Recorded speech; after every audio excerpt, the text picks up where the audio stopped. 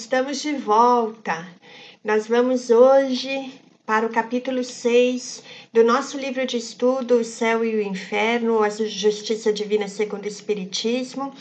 E nós vamos então, junto a Allan Kardec, nessa obra que foi lançada em 1865, fazer mais uma parte de estudos, mais uma parte de reflexões que são tão importantes e pertinentes à nossa situação, à nossa condição aqui na Terra. Nós vamos relembrar um pouquinho de que nós estávamos falando nas nossas aulas anteriores e vamos lembrar então que nós começamos essa segunda parte desse livro, dessa obra no nosso estudo, depois de estudar toda a primeira parte que é mais teórica, referente às penas eternas e às penas segundo o Espiritismo, nós começamos a falar sobre os exemplos que Kardec nos trouxe por meio das psicografias das manifestações dos espíritos em diferentes condições morais e espirituais após a sua desencarnação. Então, nós tivemos no primeiro capítulo dessa segunda parte um estudo sobre a passagem, o momento da desencarnação, da perturbação espiritual, como que se dá toda essa trajetória. Depois, nós começamos a ver as comunicações e a realidade em que se encontravam os espíritos que eram felizes, os espíritos em condições medianas, os espíritos sofredores, os espíritos que eram criminosos arrependidos. E hoje nós vamos ver quais as condições em que se encontram aqueles espíritos endurecidos no mundo espiritual após a sua passagem, após a sua desencarnação. E hoje nós vamos observar algo muito interessante, que não necessariamente um espírito para ser endurecido, ele necessita ser mau. Existem outras características, existem outros posicionamentos íntimos, outras disposições íntimas que fazem com que os espíritos permaneçam nesse endurecimento íntimo e assim então permaneçam em dor e sofrimento após a sua desencarnação. E tudo isso, de uma maneira muito bem trabalhada, nos é colocado pelo nosso querido Kardec neste capítulo 6, Os Espíritos Endurecidos. Nós vamos estudar sobre isso agora. Preparados? Então, para a gente começar a falar sobre esse capítulo e conhecer um pouquinho da realidade dos espíritos endurecidos que desencarnam e quando chegam ao mundo espiritual se encontram numa situação mais dolorosa, nós vamos seguir adiante com os nossos slides. E aí nós vamos primeiro começar com o depoimento, a psicografia, o testemunho do espírito Lapomery, que é intitulado esse testemunho como Castigo pela Luz. E aí nós vamos ver que Kardec inicia esse capítulo com este testemunho desse espírito, que foi um testemunho que veio de maneira espontânea. Foi uma comunicação espontânea, ele não foi evocado. Kardec diz assim: numa das sessões da Sociedade de Paris, em que se discutirá a questão da perturbação que segue geralmente a morte, um espírito ao qual ninguém fizera alusão e que não se pensava evocar, quer dizer, ele não foi nem evocado e nem se pensava nele porque ninguém o conhecia, manifesta-se espontaneamente pela comunicação seguinte. Embora não fosse assinada, reconheceu-se aí, sem dificuldade, um grande criminoso que a justiça humana acabara de castigar. Então, lembrando sempre, né, a forma de falar, a forma de colocar as reflexões que Kardec nos trazia, tem esse sentido da palavra castigo, da palavra castigar, no sentido de disposição íntima do espírito perante aquilo que lhe está acontecendo, não um castigo divino, mas como o próprio espírito se autopune, se castiga pela sua própria consciência e pela repercussão de suas afinidades, de suas vibrações, de seu campo e halo mental, que fazem com que ele se insira, esteja ligado, conectado a uma situação mais dolorosa e a sua consciência lhe acuse por aquilo que está lhe acontecendo como uma colheita de uma semeadura que foi de própria responsabilidade. Então, sempre que a gente pega na obra de Kardec o termo castigo, ele vem nesse sentido, ele vem atrelado à condição de punição que o espírito, mediante a realidade em que ele se encontra inserido pela sua ligação e conexão mental, vibratória, de afinidade com aqueles que estão ao seu redor, ele acaba se imprimindo e ele acaba se mantendo, estando inserido naquele quadro durante o tempo também que lhe for necessário dentro dessa sua transformação moral e da sua transformação psíquica no sentido de buscar essa libertação, de buscar a mudança de pensamento, a mudança dessas disposições íntimas para poder conseguir sair desse quadro e vislumbrar algo que possa aos poucos lhe fazer retomar a caminhada e se sentir em paz, se sentir justificado perante as leis divinas, com novas oportunidades de aprendizado e de renovação. Então, esse espírito que Kardec intitulou seu testemunho como castigo pela luz, ele vem dessa maneira espontânea e ele começa a sua manifestação dizendo: não quero ser lastimado, não peço nada, basto-me a mim mesmo e saberei lutar contra esta odiosa luz. Então, esse espírito, que já por essa fala nós percebemos ser um espírito endurecido em seu coração, ele não se apresentou para pedir nada. Ele não se apresentou de maneira humilde, ele não se apresentou demonstrando remorso, arrependimento, desejo de transformação.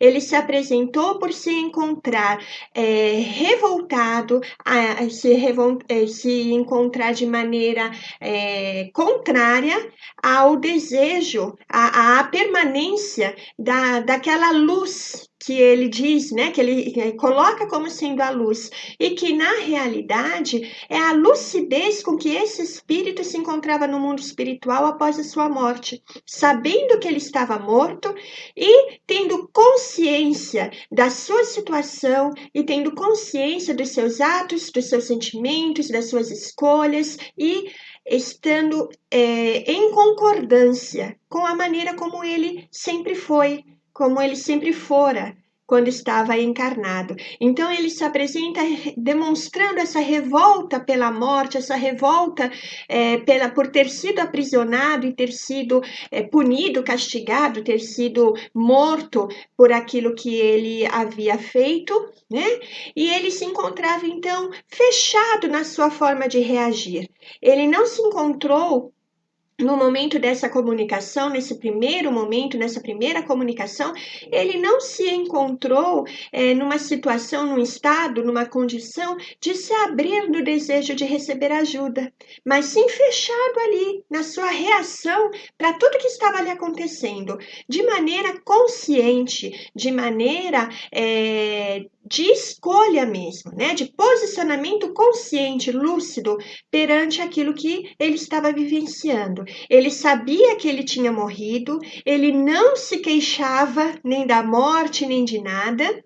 Ele não estava se queixando. Ele sabia que tudo que havia lhe acontecido havia passado e ele estava ali só reagindo a tudo aquilo, mas ele não, embora ele não estivesse sereno em relação ao que tinha acontecido com ele também não queria que aquilo mudasse, que alguém fizesse alguma coisa por ele. Ele achava que ele era capaz de lidar com aquela situação sozinho.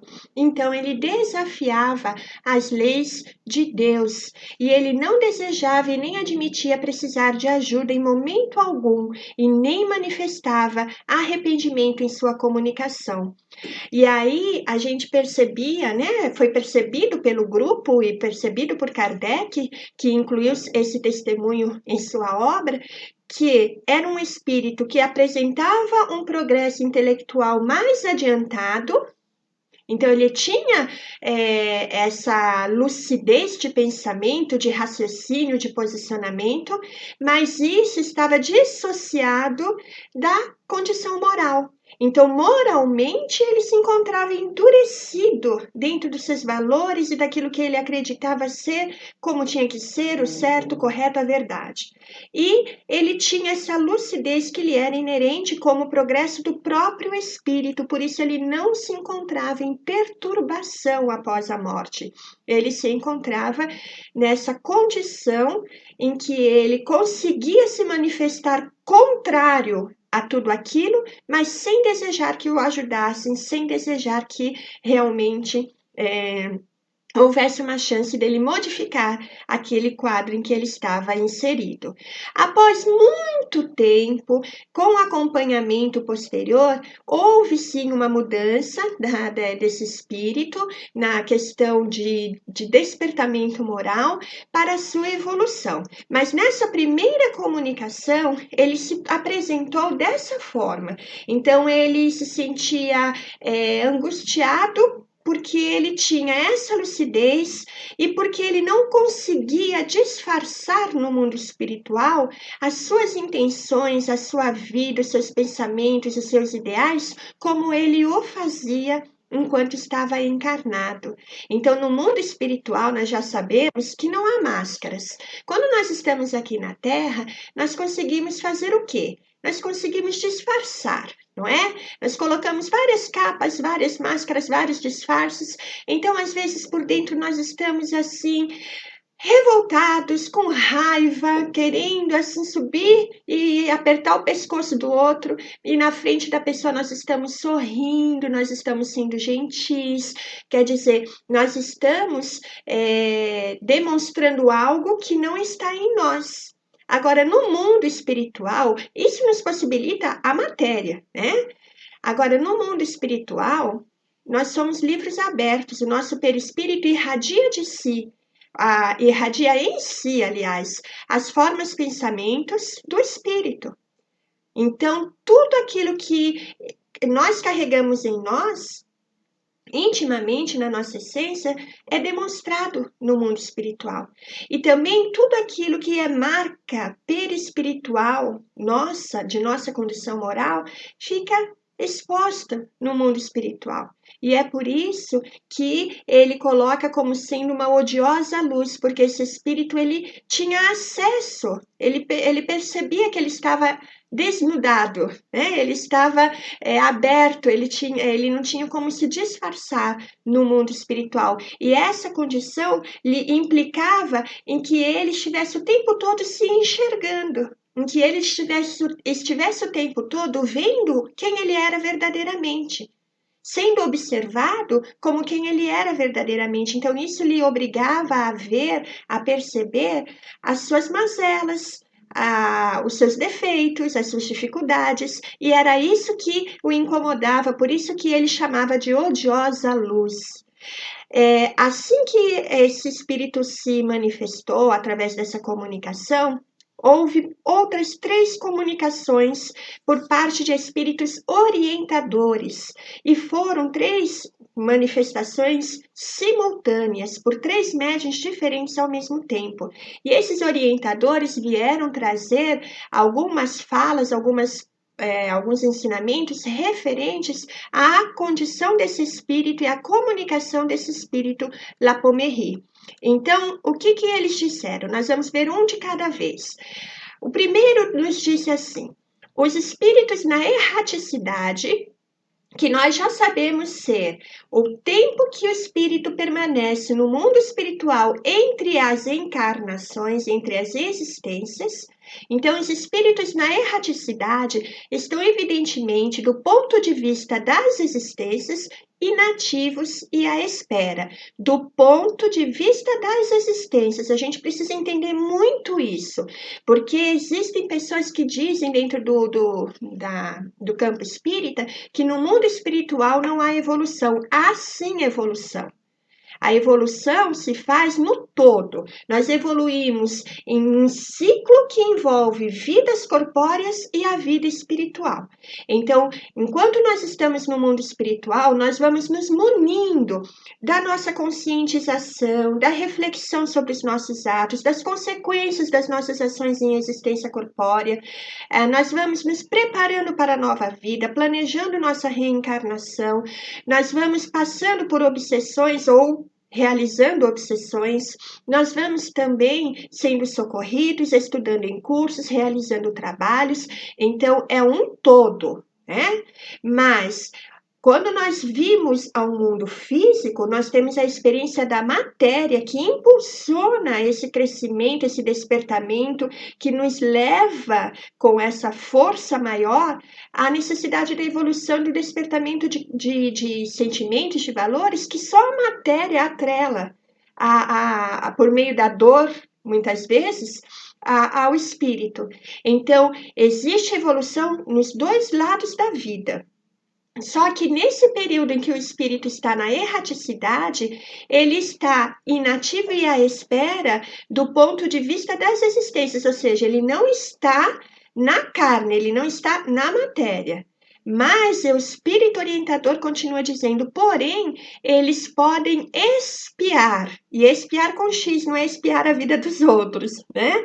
Eles podem espiar, ou seja, eles podem tomar consciência dos seus erros passados, eles podem estar atrelados aos espíritos que eles perseguiram, prejudicaram ou que querem lhe perseguir e prejudicar nesses ciclos evolutivos, desde que seu orgulho, a tenacidade formidável e renitente de seus erros não os retenham no momento de sua ascensão progressiva. Então, eles podem espiar. O que significa isso?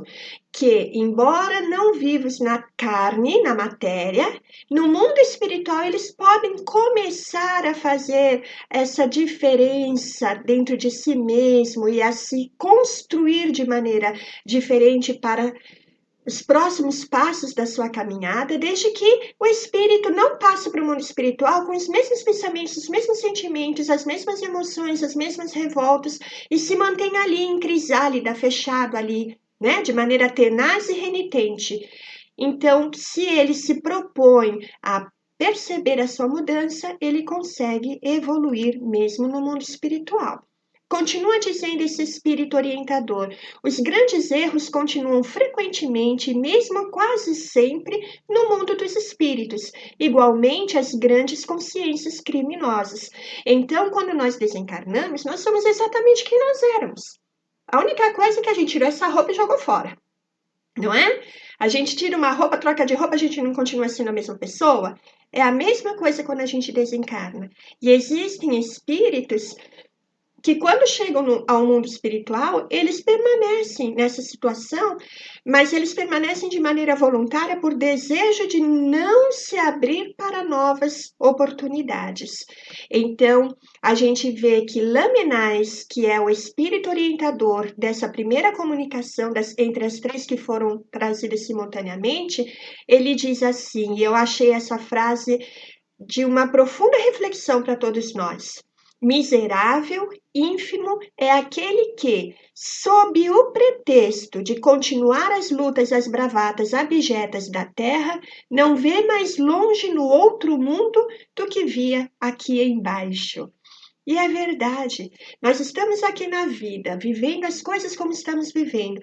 Desencarnamos, passamos para o mundo espiritual e continuamos atrelados aos mesmos desejos, sentimentos, vícios, paixões, defeitos e sem desejo de mudança, então nós somos, nessa condição, espíritos miseráveis, espíritos ínfimos na sua condição de evolução.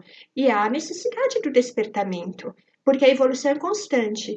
Imagina quando a gente se mantém nessa condição fechada para a evolução, quanto tempo nós não perdemos na nossa caminhada e quanto sofrimento nós não angariamos com isso.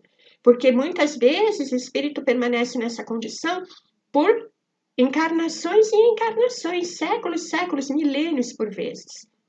E embora a vida seja eterna, nós sejamos espíritos imortais, o tempo que nós vamos passar sofrendo ou mais felizes depende das nossas escolhas. Aí está o nosso livre-arbítrio. Nós também escolhemos se nós queremos passar a nossa eternidade na dor ou se nós queremos passar a nossa eternidade na construção do amor. Depois, e eu achei essa imagem muito interessante, por isso que eu quis destacá-la, nós temos o espírito orientador que nos diz assim: compreendei vós, meus filhos, a dor e o terror que devem constranger aquele que, durante uma existência sinistra, se comprazia a combinar, a maquinar os mais tristes crimes no fundo do seu ser, onde ele se refugiava como uma fera na sua caverna, e o qual hoje se acha expulso desse covil íntimo, no qual se furtava aos olhares e à investigação de seus contemporâneos. Agora, a sua máscara de impassibilidade lhe é arrancada, e cada um dos seus pensamentos se reflete sucessivamente na sua fronte, que é o que nós tínhamos comentado, né? Então, na realidade, é bem isso. O espírito ele se encerrava na carne, na matéria, para disfarçar suas intenções e seus atos. Agora, no mundo espiritual, ele está aberto. Todos o reconhecem por aquilo que ele é, verdadeiramente, e ele se vê como ele é verdadeiramente. Qual sofrimento isso não lhe traz para que ele comece a despertar? Ele quer se ocultar da multidão e a luz odiosa o transpassa continuadamente ou continuamente. Pois tal é a lei suprema para além da Terra. Terra, aqui, matéria, né? Não planeta Terra, Terra, matéria. É o culpado que se torna para si mesmo seu mais inexorável castigo. Então, ele se vê, ele sabe a sua condição, ele não consegue mais disfarçar. E aí ele está atrelado a tudo o que ele semeou. É o seu próprio castigo, é a sua punição, né? É a sua condição, a sua disposição íntima, como eu falei no começo. Quanto tempo durará isso? E essa orientação nos vem pelo Espírito Erasto. A resposta é: até a hora em que a sua vontade, por fim vencida, se curvar sob o aperto pungente do remorso e em sua fronte soberba se humilhar e em que sua fronte soberba se humilhar diante de suas vítimas apaziguadas e diante dos espíritos de justiça. Então, a partir do momento em que esse espírito tomar também a consciência da necessidade da renovação íntima, da necessidade de pedir ajuda, da necessidade de se reformar intimamente, da necessidade de apaziguar-se perante suas vítimas e de se propor a assumir as consequências de seus erros, então começa a haver o ciclo da mudança, da renovação e da evolução. Depois nós temos também, e essa imagem é muito interessante porque mostra o peso dos nossos erros caindo sobre nossa própria cabeça, e esse guarda-chuva não vai proteger. O nosso guarda-chuva é muito pequenininho, né? Quando cai uma pedra dessa na nossa cabeça. A pedra da responsabilidade das nossas próprias escolhas. Olha como nós temos que estar sempre atentos, sempre alertas à maneira como nós agimos e como nós reagimos na nossa vida e na nossa vida no mundo espiritual. Ainda nos diz assim, o terceiro espírito orientador. As punições na justiça divina, aquelas punições que nós já falamos, né, a que se referem os castigos, correspondem ao grau de avanço dos seres aos quais elas são infligidas.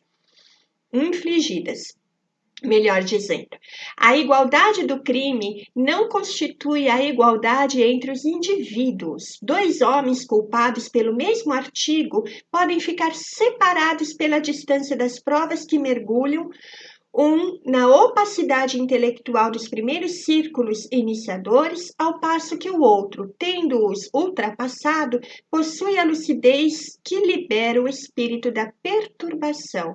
Então, nós temos espíritos que vivenciam situações semelhantes, parecidas, mas que intimamente carregam em si disposições diferentes, condições morais, aquisições intelectuais, aquisições e condições de entendimento diferentes, e também, por isso mesmo, um grau de responsabilidade diferente em suas ações. A quem muito foi dado, muito será pedido, não é? Então, quem já tem um conhecimento, uma condição maior, principalmente na parte intelectual, possui uma responsabilidade maior dentro dos erros que comete na sua parte moral, do que aquele que, não tendo condição intelectual, aquisição intelectual avançada, não tendo esse discernimento, não tendo essa condição de reflexão, tem um peso menor dentro das suas escolhas. Embora tenha, mas esse peso é relativo, é sempre relativo à condição do espírito dentro da sua intelectualidade e da sua moralidade. Por isso que cada um passa pelas situações e reage mediante as consequências delas de acordo com o seu mundo íntimo. Por isso que não existe um castigo geral, né? Todo mundo que comete tal erro é punido. Não é uma punição vinda do alto. É uma condição íntima que faz com que o espírito, que tem menos condições de reflexão, de conhecimento, consiga ter um alcance menor dessa culpabilidade, desse remorso. Ele sente isso, mas num patamar menor, em nível menor, que vai fazer com que naquele momento ele consiga se restabelecer de uma maneira diferente. Né? Enquanto que aquele que tem mais conhecimento, que teria uma condição, uma capacidade maior de evitar o que fez, ele, perante as consequências, aquilo lhe cai como uma pedra, como uma rocha, como na imagem, e isso se torna um empecilho maior para seu reerguimento. E aí é que os sofrimentos acabam tendo pesos diferenciados. Não são mais, então, as trevas que castigam, como se cria, né, nas penas eternas, mas a acuidade da luz espiritual, do conhecimento, do saber, ela transpassa a inteligência terrestre e fala sentir a angústia de uma ferida exposta. Essa orientação veio por Jean Renaud, que já apareceu nos testemunhos lá dos espíritos felizes lá atrás, né? Uns sentem a dor da perda material, outros a dor moral da autoexposição. Quer dizer, aqueles espíritos que sentem, que não têm essa condição de lucidez maior, estão no mundo espiritual, sofrem por não terem mais as coisas da matéria. Os espíritos que têm essa lucidez maior sofrem por se sentirem assim desnudados, né? Desnudos no mundo espiritual e expostos para si mesmos e para todos os que os rodeiam. Por isso, a odiosa luz a que se refere essa passagem, esse testemunho. A luz como sendo o reflexo da visão da própria consciência culposa e das deformidades morais que o espírito carrega em si. Essa explicação referente à condição do espírito endurecido no mundo espiritual, ela vem para nos trazer elucidações importantíssimas para a gente compreender os mecanismos, os processos de culpa, de remorso, de duração de nossas autopunições e da necessidade de nossas disposições e disponibilidade para a nossa melhoria íntima. Kardec faz um paralelo entre esses apontamentos e a pregação que foi feita em uma quaresma no ano de 1864, que ele publicou na Revista Espírita também, onde ele fala que a descrição feita sobre a punição no mundo espiritual para os espíritos pecadores é esta: o fogo do inferno é milhões de vezes mais intenso do que o da terra, e se um dos corpos que ali queimam sem se consumir viesse a ser lançado no nosso planeta, ele o empestearia de uma ponta a outra. O inferno é uma vasta e sombria caverna, e eriçada de pregos pontiagudos, de lâminas de espadas bem aceradas, de lâminas de navalhas bem afiladas, na qual são precipitadas as almas dos condenados eternos. Uau, como Deus é terrorista, não é? Pois é. Aí a gente vê a lógica do raciocínio espírita e a parte atemorizante que outras religiões colocam em relação à condição da alma e em relação à relação da criatura com o Criador. O Criador que é puro amor, que é pleno amor, bondade e justiça, como iria submeter o seu filho após uma vida de erros a um sofrimento eterno dessa categoria que parece um filme de terror desses bem trash mesmo, né? Então a gente vai avaliando, como já fizemos desde o começo deste livro, do estudo deste livro, o que é a verdadeira justiça de Deus, e ela faz todo sentido quando ela está, quando nós estamos de posse dela no nosso íntimo, e não o contrário. Aí a segunda comunicação que chega nesse capítulo é de Angeli, que é intitulada essa comunicação, ou intitulado esse testemunho como nulidade sobre a terra. Por quê? Porque esse espírito realmente passou pela vida como se não tivesse passado. E aí por isso eu destaquei esse trechinho de Chico que diz assim: melhore tudo dentro de você, para que tudo melhore ao redor dos seus passos. Essa é uma reflexão muito pertinente à condição desse espírito que se apresenta agora, em que o diálogo se traduz da seguinte forma: o grupo pergunta, o médium pergunta: vós vos arrependeis de vossas faltas? Quando esse espírito se comunica, ele responde: não. Então por que vindes a mim? Para fazer uma tentativa. Então não sois feliz? Não. Estais sofrendo? Não. Ué, ele não é feliz, mas ele não está sofrendo? O que vos falta então? A paz.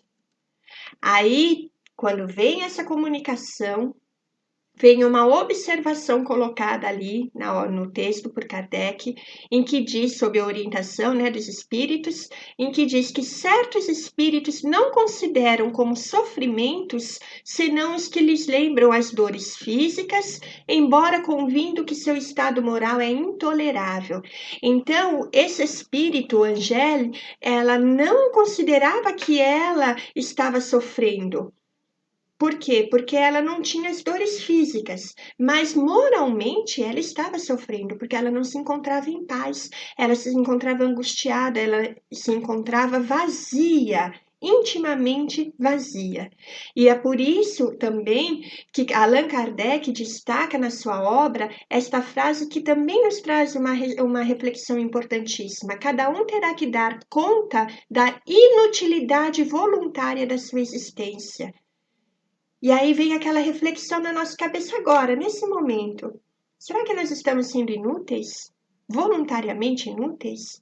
O que nós estamos fazendo para o nosso próprio crescimento, para o amparo àqueles que estão em nosso entorno, para a melhoria deste mundo no geral, com a nossa contribuição, para a melhoria da atmosfera psíquica do nosso planeta, para a melhoria do meio ambiente, para a melhoria da vida dos animais, para a melhoria do nosso conhecimento, do nosso crescimento, da nossa autoconstrução moral, intelectual, emocional, orgânica. Tudo isso são reflexões que nós temos que ter. Por quê? Porque nós não podemos passar pela vida como quem não passou. Nós temos que ser úteis. O que é a lei do trabalho? O que é o trabalho? O trabalho é toda ação útil. Tudo aquilo de útil que nós realizamos é trabalho. Não é o trabalho remunerado, mas é o trabalho, né? E nós estamos na vida submetidos à lei de trabalho.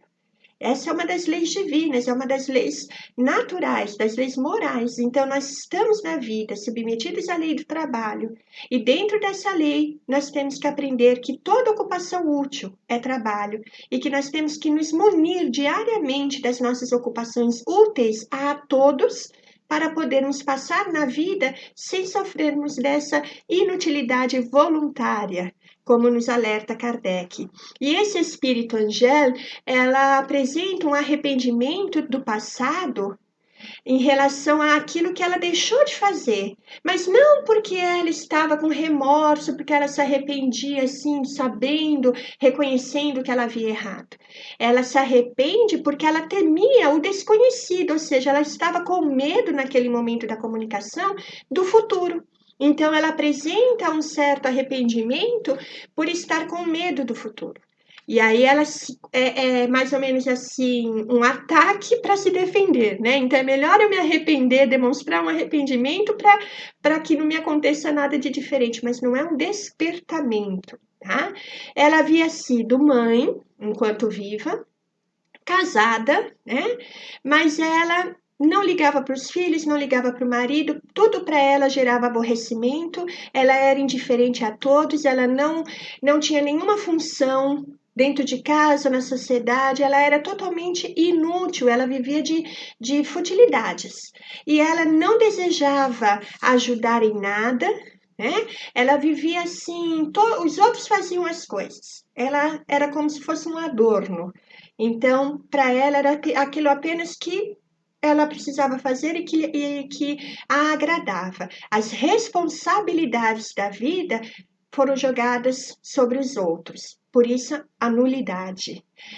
Ela se apresenta de uma maneira também, é uma disposição íntima, como nós estamos falando bastante hoje sobre essa questão, a disposição íntima dela era a mesma de quando ela estava viva. Ela não desejava ajudar, ela apresentava uma fadiga muito grande, uma apatia muito grande, uma entrega muito grande e uma preguiça muito grande. Então, assim ela foi em vida e assim ela se encontrava em espírito no mundo espiritual. Ela havia sido uma pessoa sem iniciativa, frívola. Ela sentia um vazio dentro de si pelo vazio ao seu entorno, porque ela não encontrava sentido e significado em nada e em ninguém. A sua vida foi inútil para o bem e por isso mesmo culpada, pois o mal nasce do bem negligenciado. Olha que frase, gente, né? O mal nasce do bem negligenciado e é verdade. Às vezes, por a gente não ter feito o certo, as coisas acabam dando errado, né?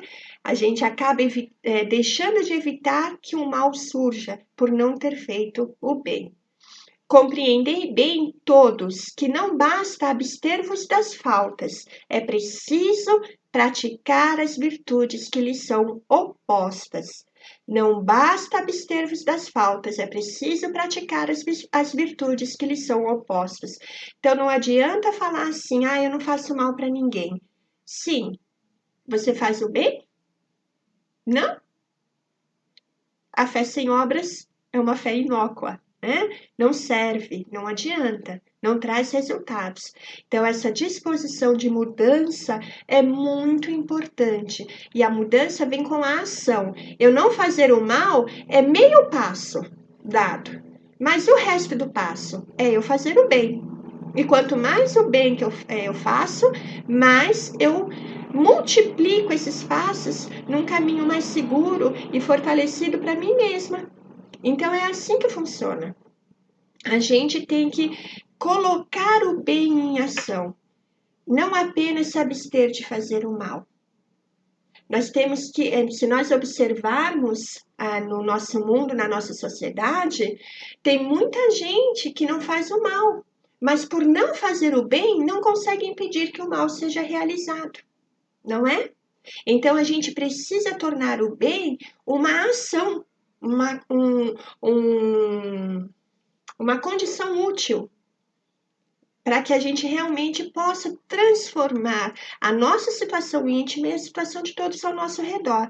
Então, aqui eu destaquei essa imagem falando da necessidade do trabalho, que nós já vimos ser uma lei universal, porque quando nós agimos, estamos nos ocupando de maneira útil, nós estamos batalhando pelo bem da humanidade, no progresso do nosso planeta, no progresso da nossa humanidade, no nosso progresso íntimo. Cada um de nós tem a sua parcela de responsabilidade na felicidade desse planeta. E a gente tem a mania de ficar esperando pelos outros. E a gente tem a mania de ficar pensando, não, eu já faço demais por não fazer o mal para ninguém. Eu já estou fazendo demais quando eu estou ajudando alguém a fazer alguma coisa. A gente acaba achando que fazer o bem é assim, um favor que a gente está fazendo. Ah, eu vou fazer a caridade porque eu sou boa. Ah, eu vou ajudar aquele porque eu sou bom. Não, isso não é favor.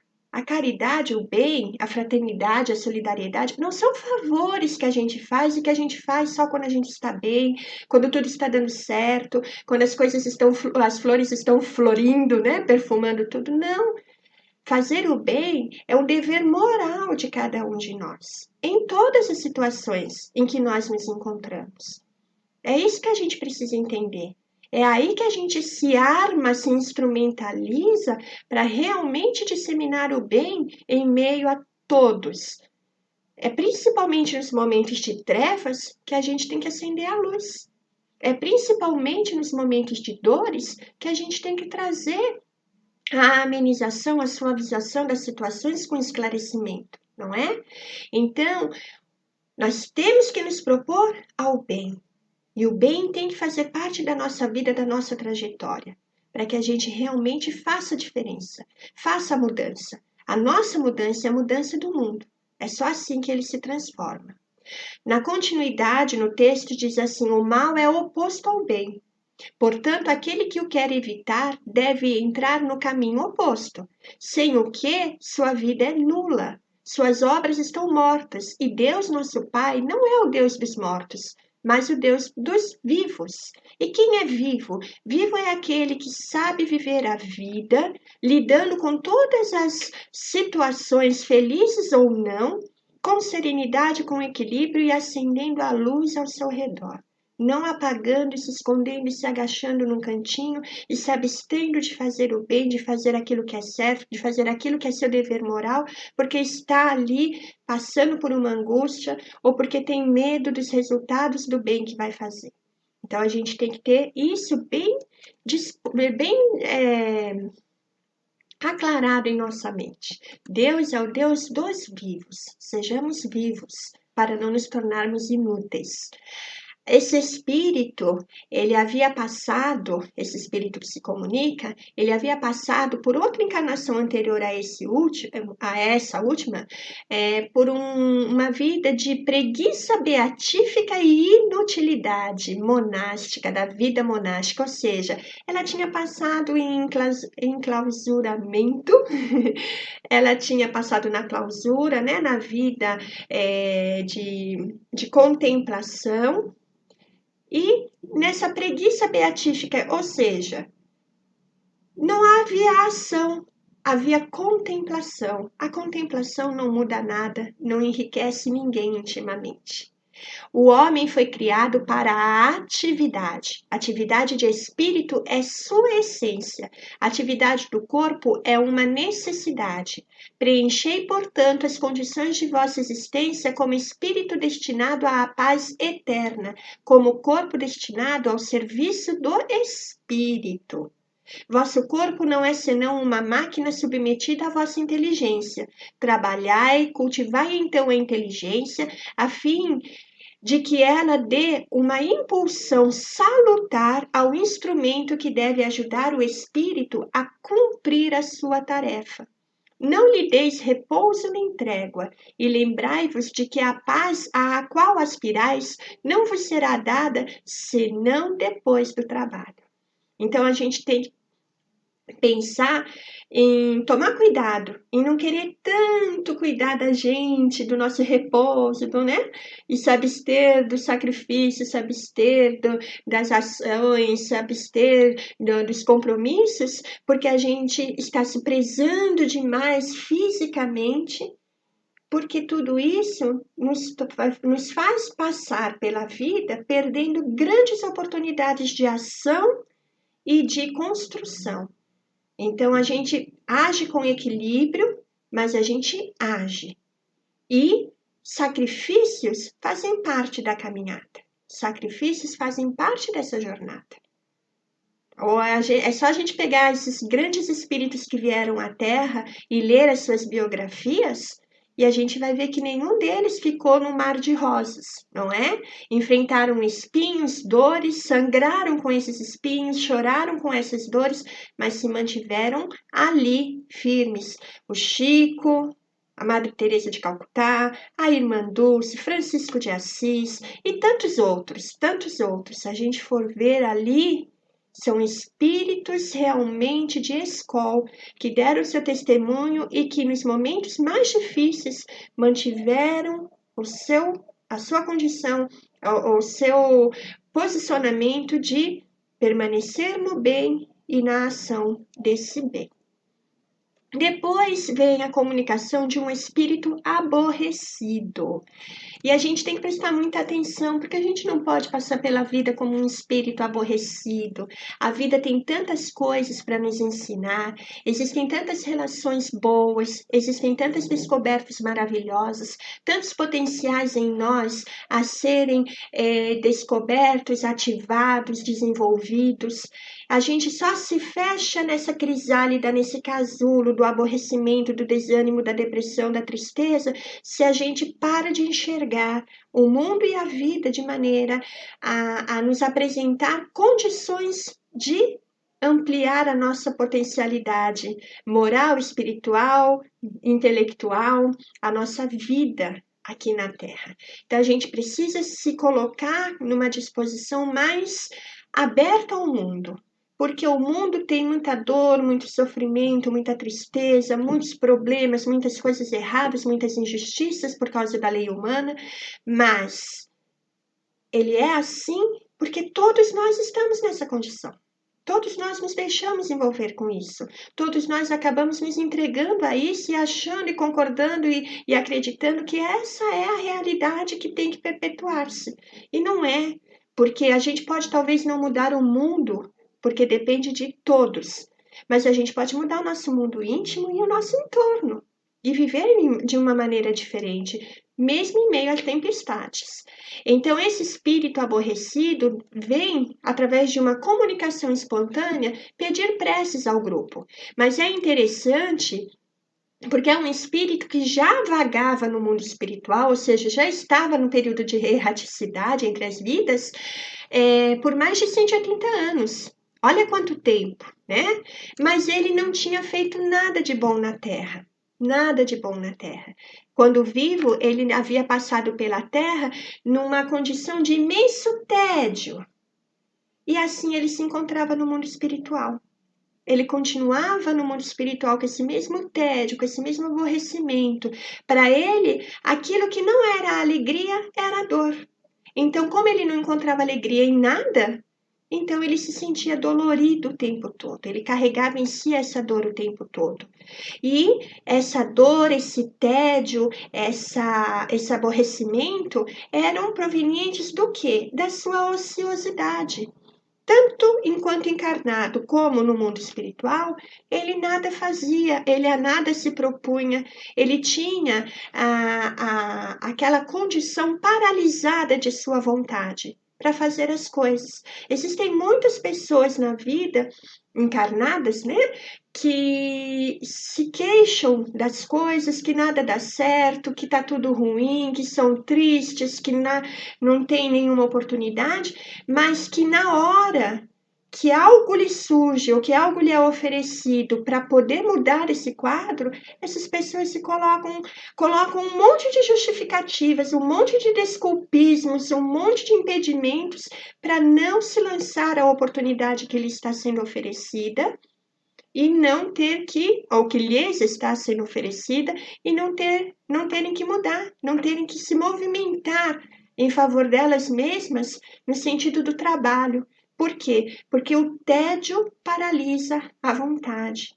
Então, é uma ociosidade que é alimentada por esse aborrecimento, que alimenta e é alimentada por esse aborrecimento, por esse tédio, por essa falta de vontade, de entusiasmo para a vida, o que faz com que o espírito, seja ele encarnado ou desencarnado, esteja em estado de nulidade.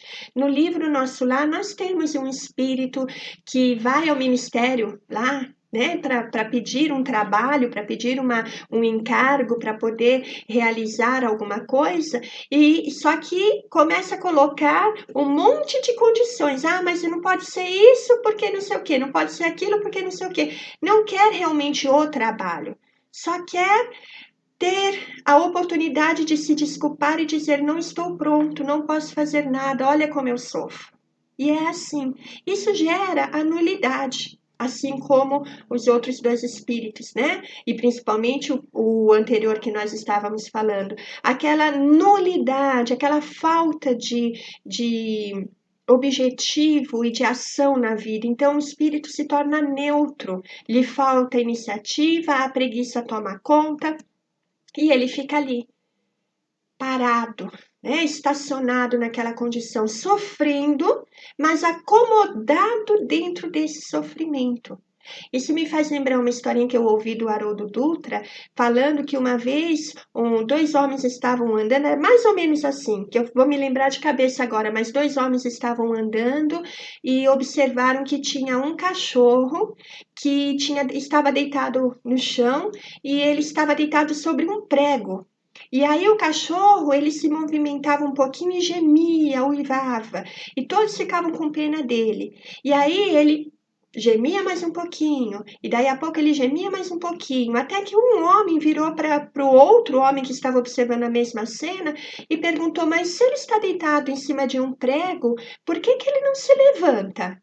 E aí esse outro homem fala: olha, ele não se levanta porque a dor ainda não é tão grande a ponto de fazer com que ele queira se livrar desse prego. E é verdade, aquela acomodação. Ah, tô deitado, tá me incomodando, mas eu tô tão bem deitado que eu não quero ter que levantar. Então deixa aí, doer. É a acomodação. Nós temos esse comodismo, essa falta de iniciativa, a preguiça, tanto no mundo físico quanto no mundo espiritual. O espírito, ele pode cultivar essa condição emocional e psíquica. E aí, eu estou fechada aqui no meu mundo, na minha dor, no meu sofrimento, mas é o meu quadrado, isso eu conheço. Então, eu fico cultivando isso para não ter que me dispor à mudança, a novas iniciativas, a novas descobertas. E é essa a condição desse espírito aborrecido que se apresentou aqui. As suas existências anteriores tinham gerado a ele um progresso muito pouco. E por isso, né, ele não conseguia. Na realidade, não é por isso. Elas tinham gerado esse progresso muito pouco, exatamente pelo fato de que ele estava nesse processo íntimo em que, encarnado ou desencarnado, ele não saía dessa condição de autopiedade, de tristeza, de neutralidade, de tédio, de ociosidade. Então, ele até para escrever a psicografia, ele apresentava uma dificuldade e um cansaço muito grandes. E virava e mexia, ele mudava a sua letra, né? Dentro dessa psicografia. O seu estado de apatia era muito intenso, tanto quando ele estava vivo no mundo carnal, quanto enquanto ele estava no mundo espiritual.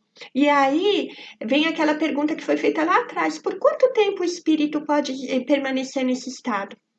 Essa condição pode ter uma duração indefinida. Por quê? Porque é o espírito que precisa se refazer, despertar, aceitar as oportunidades, aceitar se movimentar, a fé ativa, a movimentação, a dinâmica, para poder sair disso. Enquanto ele estiver deitado sobre o prego, a dor lhe incomodar, mas não a ponto de fazer com que ele desperte para se movimentar, para levantar ali e tirar esse prego, ele vai permanecer ali. E é uma condição íntima dele. Por isso o tempo é indefinido, né?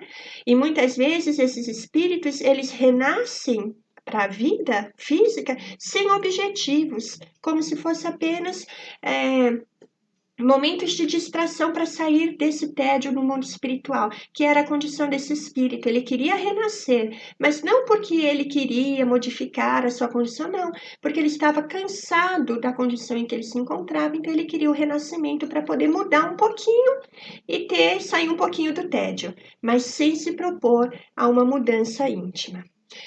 São situações complicadas, né? E a gente muitas vezes consegue reconhecer esse endurecimento moral e íntimo, das disposições íntimas dos espíritos, quando a gente olha ao nosso redor e quando a gente olha para a gente mesmo. Quantas vezes a gente olha e pensa, nossa, mas eu tô fazendo isso, nossa, mas eu tô me sentindo exatamente desse jeito. Então, ó, tá na hora da gente despertar, tá na hora da gente modificar. A rainha de Oude, que foi a comunicação foi trazida na França em 1858. Então diz assim, ela se apresenta lamentando a sua vida. Ela ainda estava sofrendo a perturbação da morte, aquele processo de perturbação da morte que nós já estudamos. Ela desejava se levantar do seu sepulcro, né?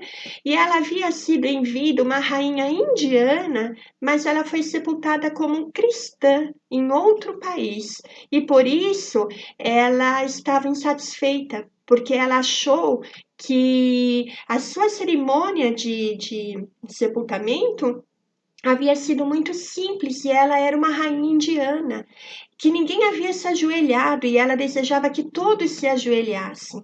E ela então se apresenta como sendo essa rainha, com um orgulho muito grande por ela ter sangue nobre e uma posição elevada, destacada no mundo, né? Então ela desejava no mundo espiritual que lhe fossem trazidos escravos para lhe servir. E aí ela se sentia, então, como isso não acontecia, ela se sentia menosprezada.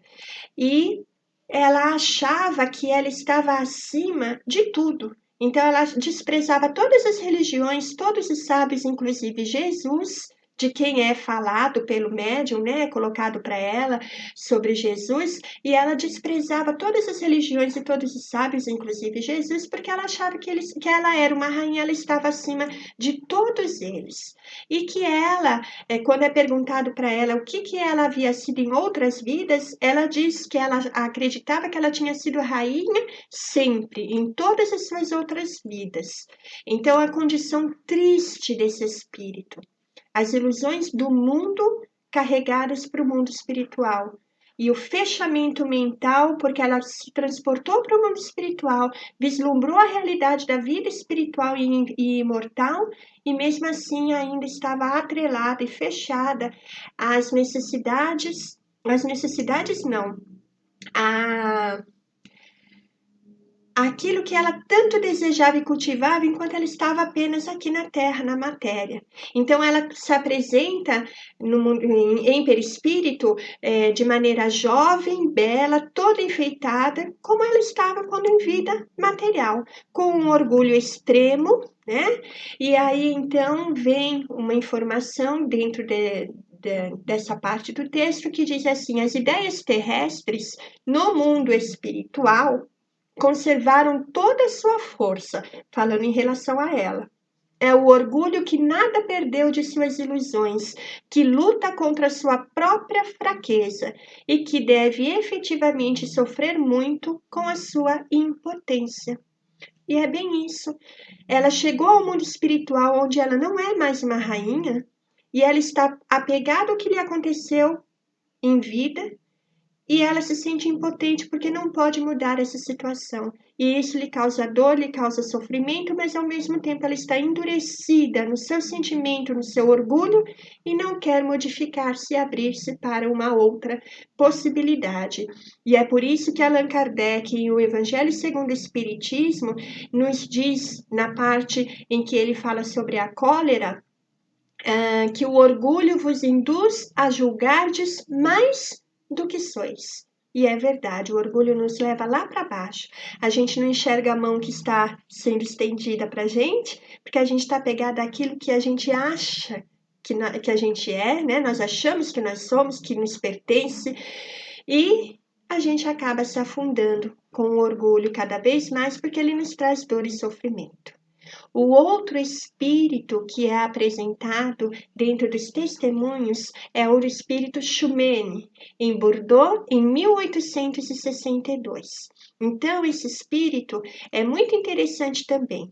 Kardec começa assim: sob este nome, um espírito se apresenta espontaneamente à médium habituada a este gênero de manifestações, pois sua missão parece ser a de assistir os espíritos inferiores que seu guia espiritual lhe traz, com o duplo objetivo de sua própria instrução e do adiantamento deles.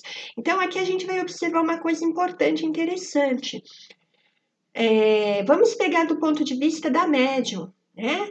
A médium, ela tem essa mediunidade que traz essas manifestações dos espíritos, mas o objetivo dessa mediunidade para essa médium é um objetivo duplo de auxílio e de aprendizado. E aí a gente vai parar para pensar que todo médium sempre tem esse objetivo duplo.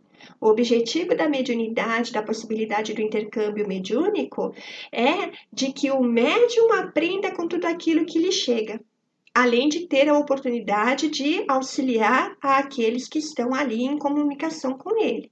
Então, nós temos que ter, enquanto médiums, esse discernimento, que nós estamos ali aprendendo, nós não nos tornamos mestres, nós não nos tornamos especiais, nós não nos tornamos melhores do que ninguém, nem mais sábios do que ninguém. Aqueles espíritos aos quais nós temos a oportunidade de auxiliar, de esclarecer, de socorrer, de consolar, de envolver, de encaminhar, são espíritos que, por estarem próximos a nós e por nos trazerem também as suas comunicações, vêm para nos servirem de professores da vida, da realidade, da existência. Então, a gente aprende com isso, mesmo porque nós aprendemos com esse intercâmbio, com aquilo que nos é trazido, e precisamos aprender com a estrutura do conhecimento, do estudo que a gente tem que ter para alicerçar a nossa ação, para que a gente tenha condições de auxiliar. Como que a gente vai dar aquilo que a gente não possui? Como a gente vai esclarecer se a gente não tem um esclarecimento na gente? Como a gente vai consolar se a gente não sabe nem para onde partir para dizer sobre esse consolo, para demonstrar esse consolo? Então, essa condição de intermediários entre as esferas de vida nos faz com que nós tenhamos que nos autoconstruir de maneira benéfica e positiva para estarmos em condições de agir em benefício daqueles que, seja no mundo físico, seja no mundo espiritual, nós estivermos ali dispostos e ao alcance para podermos auxiliar. Então, essa médium, ela tinha essa característica de trazer manifestações espontâneas e de espíritos que eram mais endurecidos, que precisavam mesmo desse amparo, desse esclarecimento. E isso era colocado pelos seus orientadores, que lhe era muito necessário ao espírito para o seu progresso moral e espiritual também. Então, esse espírito, Shumene, ele se apresenta de maneira espontânea também, tá? E ele vem pedir orações por ele, para que ele consiga avançar. Só que ao mesmo tempo que ele deseja receber orações por ele não quer realizar de si nenhum esforço para a sua evolução. Então ele apresenta um egoísmo como sendo uma característica muito pertinente a ele, muito íntima sua, e ele pede intercessão por ele, mas ele não quer ter o seu cadinho de esforço próprio. Então, ele quer preces, mas ele não se propõe a autorreforma, a autodespertamento, a sua melhora íntima. E assim que ele é orientado e recebe as preces, o guia da médium, eu escrevi do médium, mas é da médium, porque a médium era mulher, né? O guia da médium, é que no livro estava escrito assim, vem dizendo assim, minha filha, terás dificuldade com esse espírito endurecido, mas não haveria mérito em salvar aqueles que não se perderam.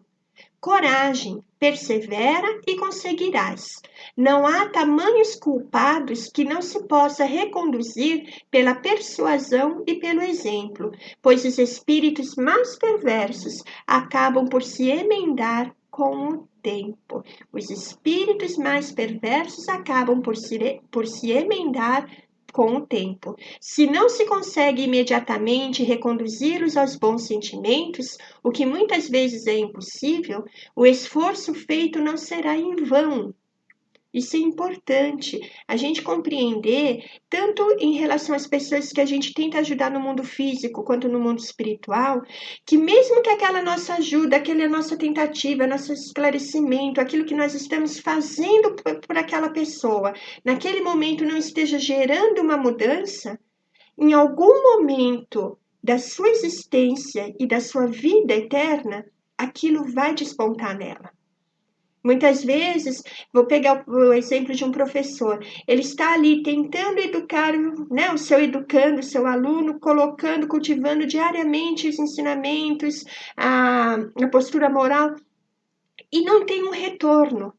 Mas aquilo que está sendo cultivado, mesmo que aquele aluno, durante essa encarnação, não desperte para isso vai estar ali, semeado dentro dele. Vai ter sido colocada a sementinha no momento certo, numa outra vida ou no mundo espiritual, aquilo vem florescer.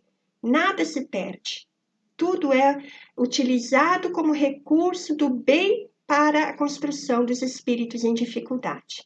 As ideias que a ele forem lançadas agitam-nos e fazem-nos refletir, mesmo a seu mau grado. São sementes que cedo ou tarde darão seus frutos.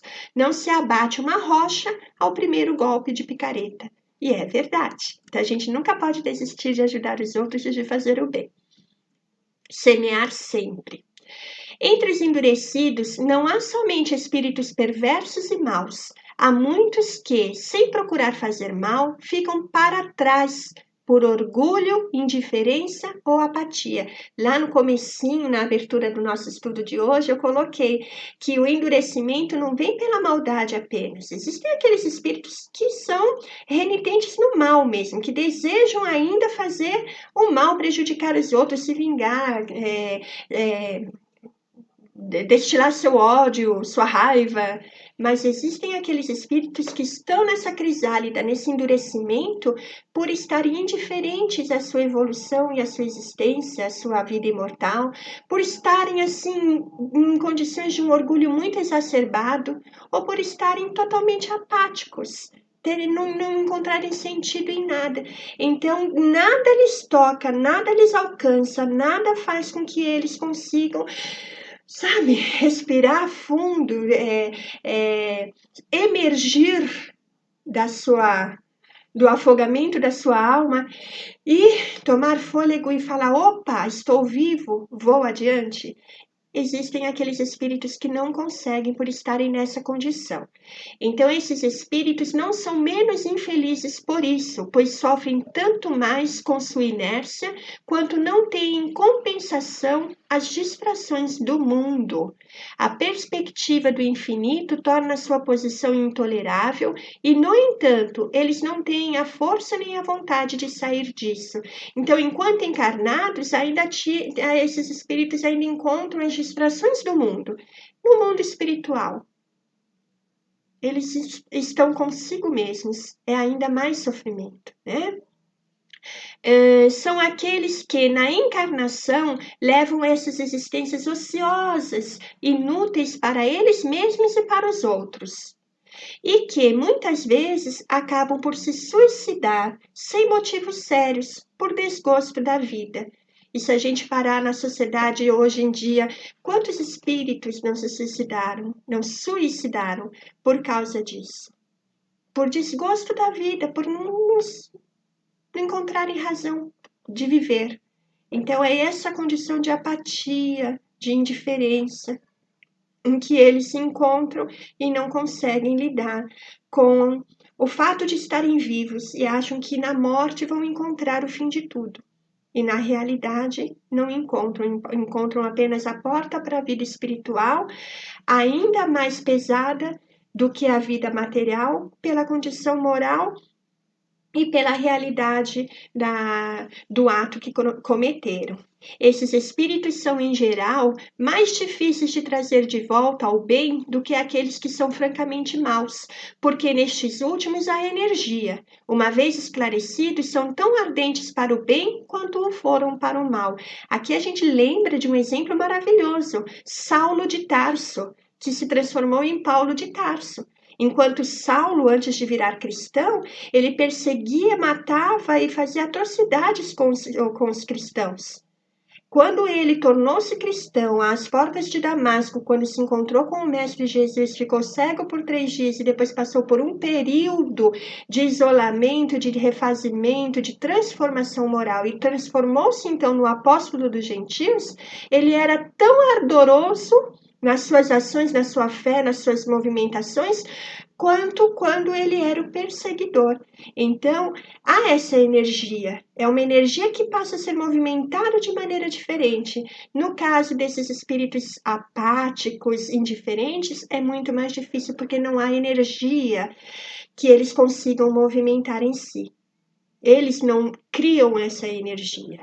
Então, o texto diz aos outros, será talvez preciso de muitas experiências para progredirem sensivelmente, mas pouco a pouco, vencidos pelo tédio, como outros pelo sofrimento, procurarão uma distração numa ocupação qualquer, que mais tarde se tornará para eles uma necessidade. Então, as tentativas até o momento em que algo vai despertar e esse espírito vai começar a querer criar algo de diferente para si. Mas são tentativas, é um processo. O endurecimento nos encerra na dor e no sofrimento, é o cachorro deitado sobre o prego.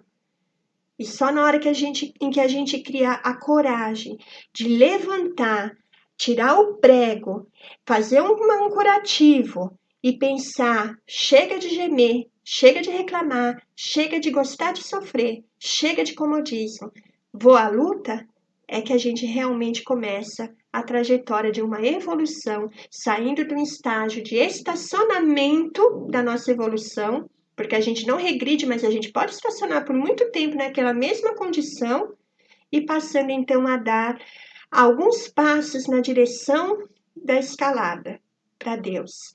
Subir degrau a degrau essa evolução, esse caminho, essa escada que nos leva a Deus, ou seja, faz com que nós encontremos em nós a nossa essência, faz com que nós encontremos em nós a serenidade, o equilíbrio e a paz de espírito, porque a paz não é nós não cometermos nenhum erro.